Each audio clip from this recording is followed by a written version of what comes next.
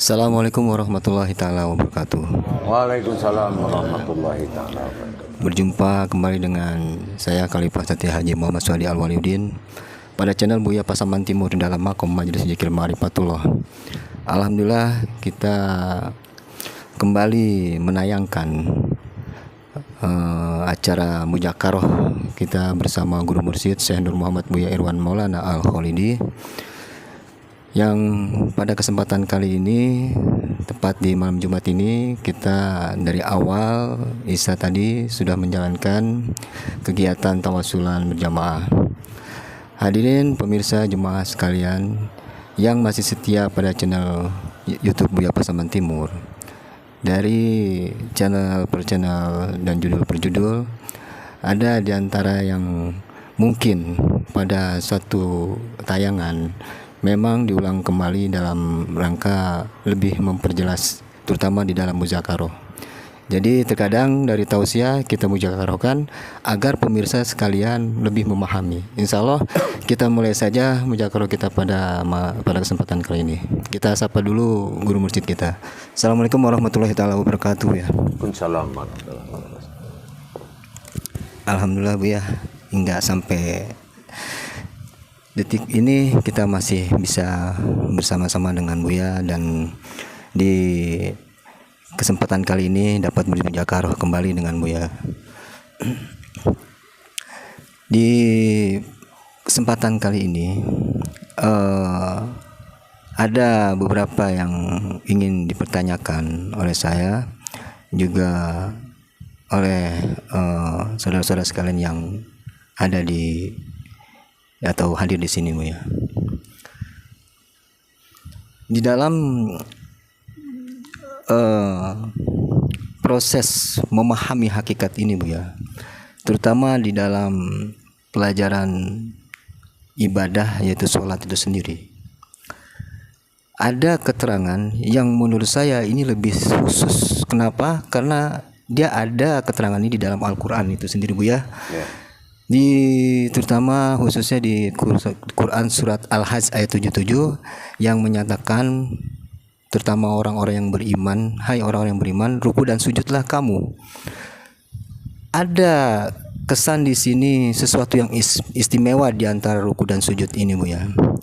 Jadi di kesempatan kali ini saya ingin mempertanyakan, kenapa ruku dan sujud ini sampai begitu dikatakan di Al-Quran ini, sementara yang lain belum ada yang mengatakan di Al-Quran itu, tapi ruku sujud ini yang sepertinya luar biasa. Saya mohon petunjuknya Bu ya, kiranya Bu ya bisa menjabarkan makna di balik ruku dan sujud, seakan-akan ada seperti rahasia besar di sini Bu ya. Mohon petunjuknya Bu ya. Ya, insyaallah. Bismillahirrahmanirrahim. Sebetulnya benar, kenapa Al-Quran menekankan ruku dan sujudlah engkau? Karena ada dua perlakuan besar dalam sholat itu. Pertama, berdiri dan duduk. Yang kedua, ruku dan sujud. Berdiri dan duduk adalah makomnya ilmu, ya. Dan ruku dan sujud itu makom ibadah, makom ibadah tertinggi. Nah, kenapa? Memang kalau ditinjau dari sisi penyampaian dari kauliyahnya, ayatnya, 3 kali berulang dengan yang sama. Di sujud juga begitu, 3 kali diulang dalam ayat yang sama. Tapi kodrat sujud dengan kodrat ruku itu jauh beda. Ini adalah hakikat daripada rakaat. Dikhawatirkan seseorang itu tidak mampu menjalankan syariat, maka Allah meminta kepada Rasulullah untuk menjadikan hakikat. Pernah Rasulullah bertanya kepada Allah, seandainya umatku tidak mampu berdiri, tidak mampu ruku, tidak mampu sujud, tidak mampu duduk, apa yang dia harus lakukan? Apa kata Allah? Bacalah Al-Quran dikala berdiri, itulah Al-Fatihah. Insyaallah. Bertahmidlah dikala ruku, nah itu tahmid. Berzikirlah dikala sujud, dan berdoalah dikala duduk. Ditahmid, bertahmidnya seseorang kepada Allah, berarti ini tidak zikir. Ya. Nah, kenapa zikir itu mengingat? Kalau tahmid itu memberikan pernyataan taubat, berarti kita dilarang mengingat sebuah kelalaian, sebuah kesalahan, itu dilarang. Kenapa? Di ruku kita sudah ada mengkaji tentang kasah wa kasasah. Iya. Di mana seseorang mensucikan dirinya dari sifat kelalaiannya. Subhana rabbil azimi wa bihamdi. Iya. Nah, kelalaian ini tidak boleh diingat lagi. Yang akan diingat adalah kebenaran. Makanya dia beda dengan sujud. Kalau sujud zikir. Contoh subhana rabbil a'la wa bihamdi, pada kening menyatakan nurani. Nurani Allah wajib diingat. Tahmid tidak boleh mengingat. Kembalikannya gitu ya. Nah, jadi ini jatuh namanya amal sa'adiyah. Kalau berdiri dengan duduk itu syahadah langsung. Allahumma salli ala Sayyidina Muhammad, dia langsung. Nah, tapi kalau tahmid itu adalah perkara kesalahan. Subhana rabbil azimi wa bihamdi. Ya Allah, sucikanlah diriku dari sifat kelalaianku. Subhana rabbil azimi wa bihamdi wa kasah. Ya Allah, sucikanlah diriku dari sifat mempersekutukanmu. Yang ketiga wa kasasah. Subhana rabbil azimi wa bihamdi. Sucikanlah diriku dari sifat tidak bersyukurnya aku kepadamu ya Allah. Nah, sifat yang tiga ini tidak terpuji. Maka seorang umat bertahmid kepada Allah atau berdoa dalam ibadah. Nah, beda dengan sujud. Kalau sujud sudah jelas itu subhana rabbiyal a'la wa bihamdi. Sucikan dan tinggikanlah derajat. Nah, yang pertama apa? Makomnya adalah nurani. Nurani adalah warisan dari Adam terhadap nurani jasad. Sifat nur bagi Allah. Sucikan dan tinggikanlah derajat nurmu pada diriku ya Allah. Itu yang pertama. Kenapa? Karena kening menyentuh sajadah. Nah, yang kedua, apa yang menyentuh sajadah lagi? Telapak tangan ini. Nah, telapak tangan. Ya. Yang ketiga kaki. Kaki, lutut. Tapi itu hikmah. Tapi yang dizikirkan di situ bukan hikmahnya. Kodrat. Kenapa? Diri hakikat bagi Allah pada diri manusia nurani, rohani, dan rabbani. Nah, tiga ini yang disucikan. Pertama, kita meminta kesucian nuraninya Allah pada diri kita. Itulah nurani yang bersifat wujud pada jasad. Yang kedua, kita meminta pembersihan kepada rohani kita kepada Allah. Itulah zatnya Allah. Asal usul kodratnya Muhammad rohani bagi kita. Yang ketiga adalah batiniah, sifat batin, nyawa bagi kita. Batin Allah nyawa bagi kita. Subhana rabbil a'la wa bihamdi. Sucikan dan tinggikanlah derajat batinmu dalam diriku ya Allah. Tapi zohir kita menyentuh lagi tiga itu jawaban Allah. Apabila kamu laksanakan dan berzikir atas yang kamu minta, itu boleh dizikirkan terus. Ya nuru, ya ziddini, ya batinu. Berarti sujud ini bisa disambung zikirnya di luar sholat. Ya nurani pada Adam, jasad bagi diri. Ya nuru. Ya zid dini, wujudnya Muhammad dari zatnya Allah rohani bagi kita. Itu boleh dizikirkan. Nah, tapi tahmid kesalahan yang tidak boleh diingat. Nah, jawabannya apa? Pekerjaan zohir itu jawaban. Kening. Allah sucikan diri kita, pikiran kita dari kebatilan. Ini akibat nurani yang dizikirkan.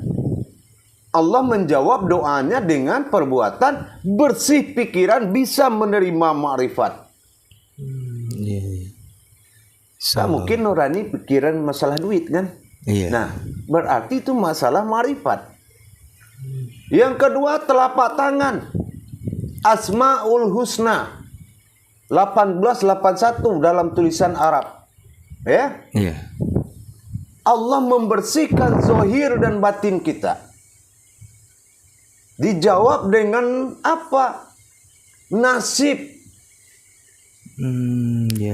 Apa kata Adam setelah Muhammad mengatakan sujud seperti tadi?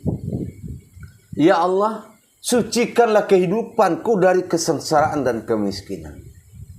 Allah balas dengan itu. Berubah nasib itu. Yang ketiga, apa yang menyentuh sejadah secara zahir?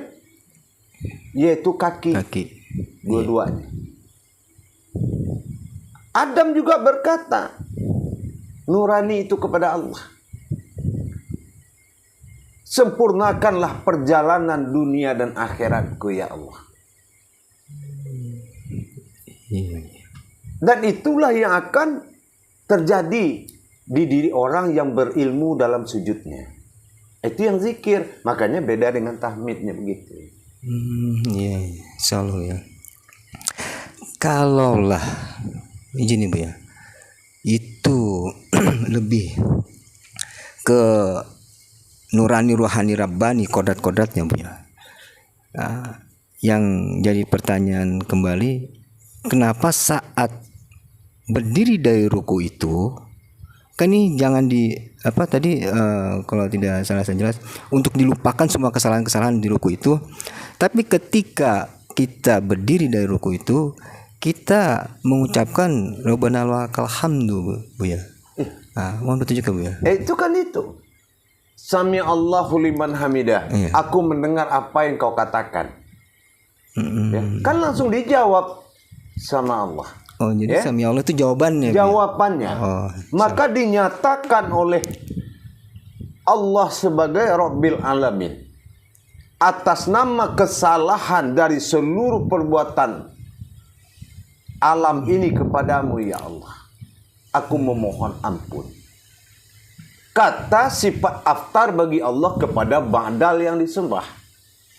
Kan Rabbil Alamin dengan Ilahinas kan tidak sama. Tuhan manusia dengan Tuhan sekalian alam tidak sama. Ya kan? Nah, seperti kita, Allah ciptakan kucing, Dia ciptakan kita. Tapi kita mau nggak sederajat dengan kucing? Kan tidak mau. Nah, berarti perbuatan ilah Tuhan bagi diri, perbuatan Allah Rabbil Alamin itu berbeda. Ciptaan dengan kejadian. Maka disitulah alif kedua berdiri yang dinamakan alif tersurat. Kalau alif yang tersirat lebur pada berdiri. Makanya di situ ada tersirat dan tersurat. Di sholat kita ketemu kenyataannya. Nah, begitu. Maka di situ Rabbana lakal hamdu, memohon ampunlah dia kepada hamdunya. Lalu kalau tadi Buya sampaikan di sujud itu sebenarnya ada pengaruh dari marifat yang ditinggikan dan disucikan. Ini sebenarnya rahasianya apa Bu ya? Kenapa arahnya ke ma'rifat gitu Bu ya? Ma'ani itu maknanya gitu Bu ya? Yang pada saat sujud itu. Kan sholatnya fardu ain. Semua kejadian dalam sholat itu kan harus disaksikan. Iya. Selalu. Pekerjaan pandangan, bukan pekerjaan jasad. Maka jasad itu dalam sholat hukumnya sunat. Nggak ada yang wajib itu satupun. Mulai berdiri sampai salam itu nggak ada yang wajib itu. sudah ada penangkisnya. Nggak mampu berdiri ya baca Quran. Berarti nggak wajib. Nah, yang wajib itu adalah pandangan. Ainnya, fardu ain. Fardu wajib ain menyaksikan. Nah, jangan sampai ada yang kosong tuh pandangan dari awal sampai akhir. Kalau kosong, disitulah setan memanfaatkan. Makanya sudah melenceng kita. Itu yang menyebabkan sholat seseorang itu akhirnya tidak sesuai dengan apa yang dikatakan sebuah fardu. Dalam hal ini fardu ain itu sendiri, Bu ya. Iya. Insyaallah ya. Jadi tadi kan mengenai proses ruku dan sujud itu, Bu ya. Pada saat dari ruku berdiri, lalu awal berdiri itu kita akan sujud. Saat dipanggil Allahu Akbar ini arahnya lebih kemana nih, Bu ya? Sama nggak pada saat kita takbiratul ihram itu? Tidaklah. Perbuatan berdiri, ruku, sujud itu kan dia kan 3 kali perbuatan. Alif lam mim, alif lam ro, alif lam shod. Oh, ke situ. Tapi kalau berdiri menuju sujud itu namanya alif lam mim. Ya. Nah, alif Allah bersifat abtar, lam bertajali, mim sujud. Artinya aku dizohirkan untuk menyembah. Itu yang ditanggung oleh sifat nyata tadi. Yang kemarin di tausiah Bu ya pernah sampaikan itu, Bu ya. Berarti yang saya sampaikan di tausiah seluruh YouTube itu tidak cukup 10 kali dengar tuh, harus terus. Insyaallah. Kenapa? Benar. Ini kajian Tuhan. Iya, benar. Ya. Agak menerimanya, Bu ya. Harus sering menonton dan menghayatinya. Insyaallah, Bu ya. Sampai datang pemahaman. Insyaallah. Jadi antara dari berdiri ke ruku ke sujud ini beda lagi, Bu ya. Pemahaman tadi yang Bu sampaikan dari berdiri ke ruku itu alif lam mim gitu, Bu ya. Jadi dari berdiri setelah ruku ke sujud itu beda lagi. Oh, insyaallah, Bu. Beda lagi. Pantas karena sering Bu ya sampaikan kalau dalam pengkajian tauhid ini jangan langsung menyimpulkan. Makanya sekarang logika lah. Saya katakan alif lam ro, posisinya di mana? Ro itu perbuatan atau gerak atau af'al. Sekarang kalau alif pernah dikatakan sujud itu sudah salah. Kan gitu? Iya. Tapi kalau hakikat yang sudah kita kaji, perbuatan siapa yang sujud itu, maka sah hukumnya. Tapi dari sisi perbuatan, inilah ro. Ro itu perbuatan. Oh iya. Insyaallah, ya. Nah gitu ya. Nggak mungkin ada alif itu patah, nggak mungkin. Atau bengkok jadi ini, nggak mungkin. Contohnya apa? Alif itu terpisah dari lam mim, betul nggak? Iya. Nah, sekarang kita berdiri nih. Berarti yang lam mim, yang bergerak dan sujud itu siapa? Nah, lam sudah tahu nurani pada Adam. Mim sudah tahu zat pada Muhammad. Menyatu nur dengan zat apa namanya? Ya kan? Nah, itulah yang sujud. Nah, kalau saya sampaikan nanti ini salawat boleh. Allahumma sholli ala sayyidina Muhammad. Nah, sama juga mana itu? Kenapa tidak? Karena ada pengakuan bertajalinya Allah kepada Muhammad, sehingga datanglah kalam dari Tuhan bersifat ma'dal atau bilah. Assalamualaikum ayuhan nabiyyu wa rahmatullah. Kenapa ada Tuhan menghampiri Muhammad dalam sujud? Kenapa ada Tuhan bersalam kepada Muhammad? Muhammad yang mana ini yang duduk? Kenapa di kaligrafi Arab ditulis itu gambar syahadat? Sementara yang punya duduk ini adalah tumbadil, wujud Allah semata. Tapi karena Allah minta dipanggil Muhammad, disitulah bilah mengatakan Assalamualaikum ayuhan nabiyyu wa rahmatullah. Subhanallah. Wujud bilah ingin dipanggil Tuhan, ingin dipanggil dengan nama Allah. Wujud Allah bertajali untuk ingin dipanggil namanya Muhammad. Itulah salawat dengan syahadat. Dikatakanlah salawat itu dengan salawatullah. Berkahwatnya Allah kepada Muhammad itu salawatullah. Insyaallah. Alhamdulillah. Memang benar harus sering diulang-ulang ya. Tapi intinya ada dalam jiwa kita, Khalifah. Kalau telinga itu wadah, tapi ilmu tidak tinggal dalam telinga. Karena apa? Jangan kamu amalkan apa yang kamu dengar dan kamu lihat, melainkan apa yang aku datangkan. Insyaallah ya. Insyaallah. Ya. Alhamdulillah. Baiklah Bu ya, untuk sementara saya akan beri kesempatan saudara-saudara yang lain. Silakan, barangkali ada yang ingin bertanya. Assalamualaikum warahmatullahi wabarakatuh ya. Waalaikumsalam warahmatullahi taala wabarakatuh. Kalau dicerna-cerna, dialu-alusi mujakarah Buya tadi, ada yang berdiri, ada yang ruku, ada yang sujud. Berarti sholat ini ada tubuhnya Bu ya.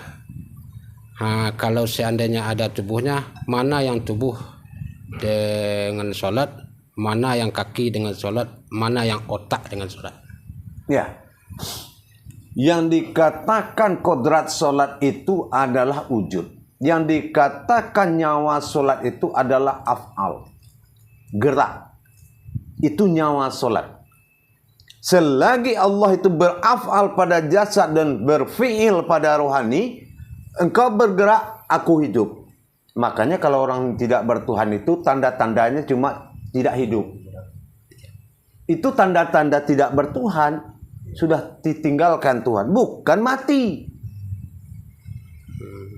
Ya. Nah, kenapa kita dihadapkan kepada kodrat mayat kalau sudah tidak bertuhan? Itulah af'al dengan fi'il tadi. Fi'il itu gerik, af'al itu gerak. Nah, gitu. Kalau itu sudah nggak ada, dianggap mati.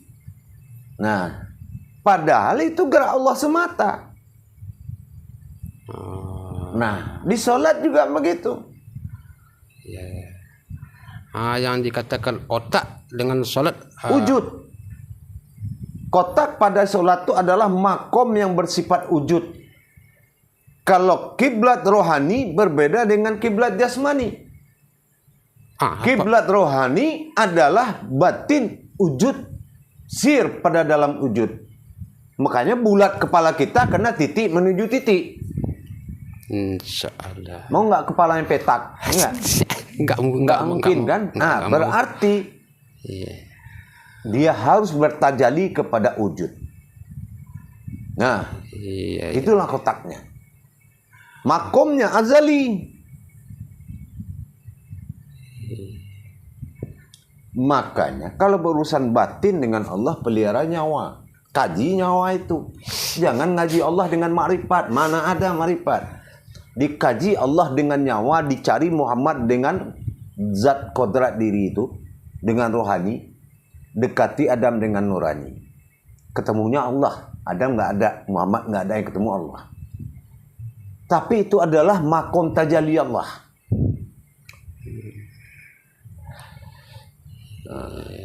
Ya enggak? Insyaallah ya. Mungkin di antara saudara-saudara kita yang ada ingin dipertanyakan, mohon pakai itu aja dipersilakan. tuh, pakai mic. Silakan yang bertanya. Assalamualaikum warahmatullahi wabarakatuh. Waalaikumsalam warahmatullahi wabarakatuh. Jadi masih ada yang belum saya pahami. Dalam proses itu yang menyembah dan disembah itu yang mana? Apakah ini keluar makom lagi ya? Ya, untuk sementara sesuai dengan makom, sujud dan duduk, ya kan gitu. Sujud, ruku dan sujud, ya enggak? Nah, kalau pembahasan kita insyaallah makomnya adalah ruku dan sujud. Kalau penyembahan tidak cukup waktu kita untuk diteruskan. Karena itu termasuk kajiannya sangat panjang ya. Sangat panjang dan sangat sensitif. Paham? Jadi harus kembali ke makom kaji. Insya Allah. Silakan yang ingin bertanya. Boleh Pak Irwan.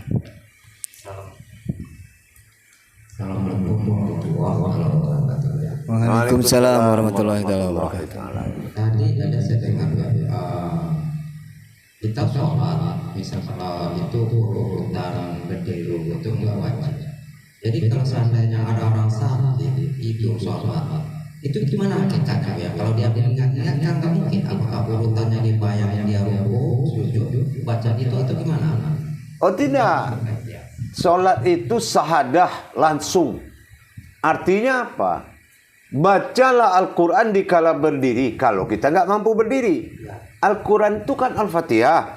Al-Fatihah itu bacalah berapa kali? Ikuti rakaat sholat. Kalau rakaat sholat itu 4 kali, 4 rakaat, berarti Al-Fatihah itu baca 4. Termasuk kita bertahmid dikala ruku. Kalau 4 rakaat berarti baca 4. Kalau sujud, berzikirlah kamu kata Allah. Kalau tidak mampu sujud, berarti 4 kali. Subhanallah azimi wa bihamdi, subhanallah wa bihamdi, subhanallah wa bihamdi, subhanallah wa bihamdi. Itu baru sekali. Nah, kalau 4 itu berapa kali? 12. Hitungannya adalah 4. Kalau sholatnya 4 rakaat. Kalau 3, ya 3 rakaat, 3 kali. Al-Fatihahnya 3. Kalau bertahmid ya sebanyak itu rakaat juga. Kalau kita misalnya mampu duduk ya. Nah, gimana? Jadi duduk itu seperti sholat atau urut seperti dia tadi lagi. Misalnya berdiri kita nggak bisa baca Al-Fatihah 4 kali. Nah, yang sujud juga nggak bisa. Kalau sudah batal satu, batal semua itu. Kenapa? Berdiri itu adalah perbuatan Allah semata. Makanya kalau Allah pernah kata di surah Al-Baqarah ayat 213 Hah? 213. Nah, kalau nggak salah itu dikatakan bahwasan berdiri itu adalah milikku seutuhnya. Tapi kalau yang lain silahkan Sa'adiyah bisa diganti. Tapi kalau berdiri itu milik Allah seutuhnya. Makanya Al-Fatihah itulah penggantinya. Kalau sudah Al-Fatihah penggantinya, ke bawahnya ibadahnya adalah Sa'adiyah, tidak langsung semua. Gitu. Tahmid, berzikir dikala sujud, dan berdoa dikala duduk. Berdoa boleh panjang-panjang. Rabbil firli warhamni wajiburni wahdini wa'afini wa'afu'ani ya Allah. Apalagi terusin aja. Namanya kita berdoa. Nah, tapi kalau ada orang nggak mampu berdiri, sah duduknya, nah itu nggak boleh. Tidak ada. Sholat itu langsung.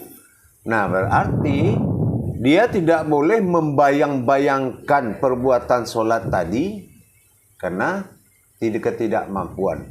Itulah fungsi ada ruku, ada sujud. Nah, tapi yang sujud, ruku dan sujud ini adalah perbuatan sa'adiyah, perbuatan tidak langsung, tapi berlaku dalam sholat. Tapi kalau ada imam khotib bilang, oh bapak pakai kursi roda aja, bapak kena nuzuk atau sakit, dibolehkan sekedar. Dibolehkan karena sakit, itu bertanggung jawab ustadznya. Karena apa? Ini tidak ada kemudahan. Di sini ada ilmu. Dimudahkan oleh ilmu itu halal, tapi dimudahkan oleh ustadz itu tidak benar. Kenapa? Salat itu sahadah langsung. Jangan amaliyah bisa mempropaganda ibadah. Nggak bisa. Kalau gitu, kenapa orang hujan hari kita nggak bisa ke masjid, nggak sholat tetap berdosa. Sumum bukmum umyum fahum la yarji'un. Allah tidak mau tahu. Kenapa? Karena bisa diselesaikan dengan ain, fardu ain, wajib menyaksikan.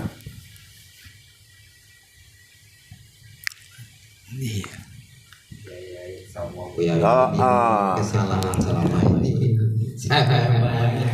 Itu nggak boleh. Jadi tidak ada perwalian dari sholat. Sholat hukumnya syahadah langsung.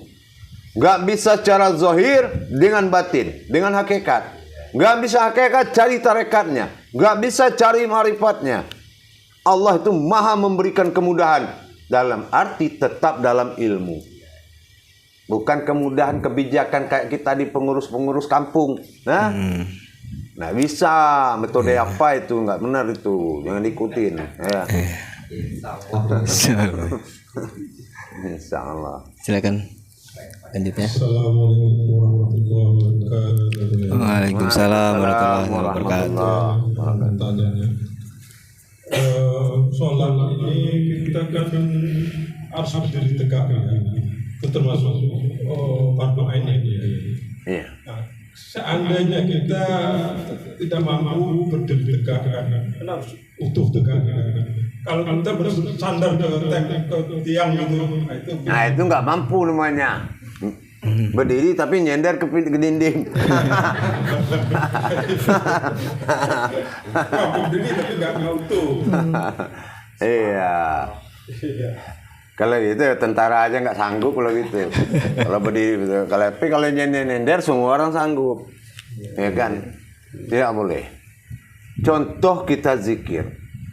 Zikir itu apabila tulang punggung kita tidak lurus dalam tafakur, itu juga membatalkan. Karena apa?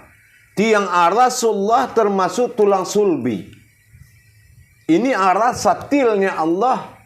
Kalau dihakikatkan dia yang menahan langit tidak jatuh ke bawah. Janganlah engkau lemah jadi manusia, kata Allah. Tetapi bersifatlah engkau kepada sifatku sendiri. Jadi kalau kita berdiri utuh, yang diminta Allah bukan berdiri jasad utuh seperti ini. Dirikan sholat, berdiri diri mencari diri. Nah, itu yang sholat. Kalau yang berdiri tubuh begitu tadi, tubuh itu pasangannya ruh. Nah, itu dutan namanya itu. Nah, kan? Yang dimaksud oleh Allah bukan mendirikan tubuh, tapi mendirikan diri. Mendirikan diri yang berdiri, mencari kepada pemilik yang diri. Pemilik diri yang bukan bernama diri, tapi dia berdiri dalam diri. Yang mudah-mudahan aja bisa disimak. Insya Allah. Insya Allah ya. Silakan, saya lagi. Nah, itu. Nggak ada lagi. Alhamdulillah dari pertanyaan ke pertanyaan. Subhanallah. Walaupun agak sedikit bergeser dari konteks yang dipertanyakan ya. Memang kebiasaan bergeser itu kebiasaan umat. Kebiasaan tetap kebiasaan Tuhan. Yang penting nggak Tuhan aja bergeser ya. Asal jangan Tuhan aja bergeser dari kita. Insya Allah. Jadi tadi saya ingin menanyakan kembali agak mengenai orang yang gerak-gerik tadi Bu ya, izin Bu ya, yang tadi Bu ya sampaikan. Ketika memang tidak ada gerak atau tidak ada gerik tadi, kalau tidak salah saya mendengarkan tuh, maka dia yang ditinggalkan oleh Allah. Ini maknanya bagaimana Bu ya? Apa di dalam sholat itu atau dalam kehidupan tuh Bu ya? Dalam segala bentuk.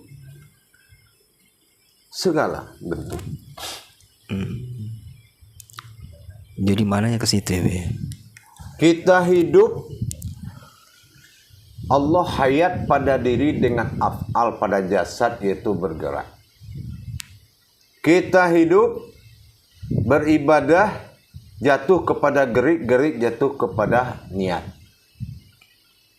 Gerik ini niat. kalau kita lihat maling, ini kayaknya gerak-gerik dia mau maling. Terus kita lihat orang di pasar banyak yang bergerak, kan? Tapi geriknya ke pasar. Saya lihat gerak-gerik orang ini pergi ke pasar. Begitu juga sholat, geriknya fi'il pada rohani menuju wujud yang mendapatkan sir alif pada wujudnya. Af'al itulah gerak jasad. Hanya akulah yang dizahirkan untuk menyembah, bersifat aftar Allah pada dirinya sendiri. Itulah yang dipanggil Allah, dan bersifat ilah batin pada Tuhan. Itulah ilah batin bilah pada sukun sir. Ada sukun, ya. Ada tempat, ada rahasia di dalam. Siapa yang mampu melihat? Sudah tempatnya nggak kelihatan, tambah lagi yang di dalam itu yang harus dilihat. Karena tingkat rahasia, maka yang mampu melihatnya kodrat-kodrat yang berasal dari rahasianya sendiri. Mana kodrat yang berasal dari rahasia? Nurani, rohani, dan Rabbani. Insyaallah. Jadi kiranya sudah mulai dipahami. Sebenarnya bukan gerik yang mengikuti gerak, tapi gerak yang mengikuti gerik dalam sholat ini, Bu ya. Betul. Jasad adalah makom. Ya. Nah, cumalah seandainya kita sholat ya, berasa kita digerakkan oleh rohani kita, yaitu Muhammad. Nah, inilah bedanya sholat Nur Muhammad dengan sholat Nurul Islam. Kalau sholat Nurul Islam, imamnya di masjid, ya. Nah, yang ditunggu sama dia lampu yang ada dalam kuburan, yaitu bercahaya kuburan. Itu Nurul. Tapi Nur Muhammad berdirilah Imaminullah Muhammadun Rasulullah Sallallahu Alaihi Wasallam. Nah, bagaimana kita seluruh rakaat mengikuti seperti dia solat? Mana yang Muhammad yang diikuti? Nah, seperti itu. Salam ya. Alhamdulillah. Jadi kalau kita mengikuti jasad, nah ini udah parah. Iya kan? Terkadang kan kita nih memahaminya, bahasa-bahasa marifatnya yang harus kita cerna. Lalu antara tadi yang Buya sampaikan, antara gerak dan gerik, sampailah pada kesimpulan yang tadi saya sampaikan, Bu ya. Ternyata kita ini harusnya yang gerik ini mengikuti gerak, bukan gerak mengikuti gerik, ya Bu ya. Intinya kan begini. Kalau kita tahu makom daripada kiblat rohani itu adalah titik, ngapain mengharapkan matahari terbenam? Apabila Adam sudah melihatkan wajahnya, maka Allah melihatkan wajahnya kepada batinnya sendiri. Itulah titik. Nah, sadarin dari sekarang kalau titik itu wujud, tempat adanya Allah, itulah kiblat rohani. Kalau kesadaran sholat kita ke situ, itu udah bagus. Makanya kalau kita nggak ke situ, arahnya tidak menuju wujudullah, maka sholat ini jatuh amaliyah. Hukumnya syariat, ya kan? Jadi, muslimnya kasab, perbuatan jasad semata. Sholatur malharlah fil jasadiyah. Itu bagi yang tidak berilmu. Sholat itu hanya menggerakkan jasad belaka. Ya, makanya ada dokter kecampur tangan dalam sholat, kan bukan kiai, bukan syekh juga. Kata dokter, kalau berdiri ginjal bagus, betis bagus. Kalau lagi duduk, nah itu urat betis kencang. Itu urusan betis apa urusan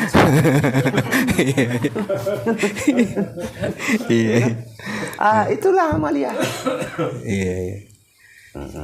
Cocoknya mana jasa dia, Bu ya, dampak dari itu. Jadi cocoklah karena jasa dia ya. Sementara kan sholat ini harusnya sampai ke muka sabatullah, Bu ya. Insyaallah. Ada apa? Oh, saya pikir mau tadi bisik-bisik. Enggak, aja tertawa tadi. dokter kecampur. Ya. Maksudnya apa? Memberikan saran. Kalau bertekuk ini bagus buat ginjal kita. Ya kan? Jadi memang kalau kurang tidur tidak bagus buat kesehatan kata dokter. Tapi kata Allah, perpanjanglah malammu demi Allah. Entah mana yang mau diikutkan. Panik. Insyaallah ya. Jadi masih ada yang mau nanya nggak nih kira-kira? Ya, ada yang tanya lagi. Kiranya sebelum, karena tidak ada lagi yang bertanya nih Bu ya. Cuman kalau saya bertanya lagi, konteksnya jauh dari apa yang tadi disampaikan di awal Bu ya. Karena memang awalnya kita buka antara ruku dengan sujud itu sendiri Bu ya. Jadi seperti biasa di akhir acara Mujakarah ini Bu ya. Kami ingin mendengarkan nasihat dan petua dari Bu ya. Baik, petunjuk Bu ya. Insyaallah. Dalam pertemuan Muzakarah ini saya hanya memberikan suatu pandangan. Kalau tidak berani menetapkan suatu makrifat kepada Allah, jangan berharap kamu akan dapat apa yang kamu inginkan. Itu aja.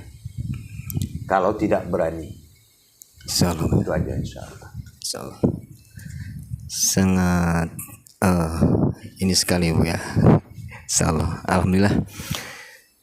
Demikianlah kiranya hadirin serta jemaah yang masih menyaksikan channel YouTube Buya Pasaman Timur ini, yang pada makom Majelis Zikir Ma'rifatullah. Dari awal kita coba kupas mengenai hal ruku ke sujud ini seperti apa, dan seperti juga yang kita simak bersama dengan apa yang guru mursyid kita sampaikan.